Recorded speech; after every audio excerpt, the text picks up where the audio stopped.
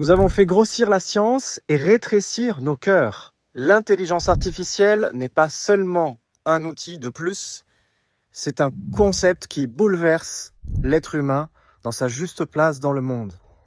Gabrielle Alpern, qui est une experte sur le sujet, nous dit que jusqu'à présent, l'être humain se comparait avec les autres êtres de la planète, les êtres vivants, tels que les animaux et les végétaux, pour identifier sa véritable nature et sa singularité en tant qu'être humain.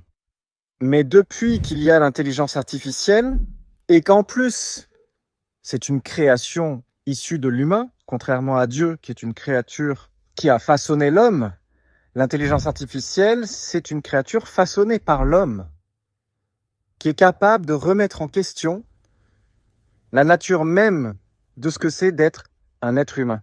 Et c'est en cela que c'est pas simplement un outil comme la puissance nucléaire, comme l'électricité, comme l'informatique ou Internet. Imaginez qu'on associe l'intelligence artificielle avec l'ordinateur quantique.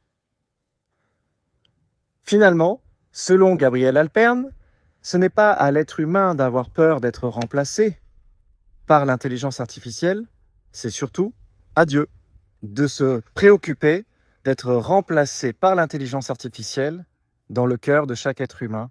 Alors qu'est-ce que ça donne dans le cadre entrepreneurial? Parce que finalement, cette philosophe a étudié pendant 17 ans le fait que l'humanité a besoin de fiabilité.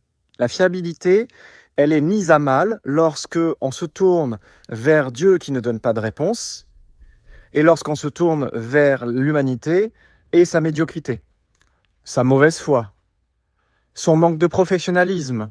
Et oui, parce qu'on l'a dit, la science a grossi tandis que les cœurs ont rétréci.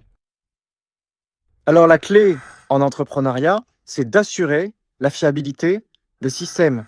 Et pour assurer cela, les entreprises ont été dans l'excès de la performance alors qu'on est invité à revenir vers la robustesse.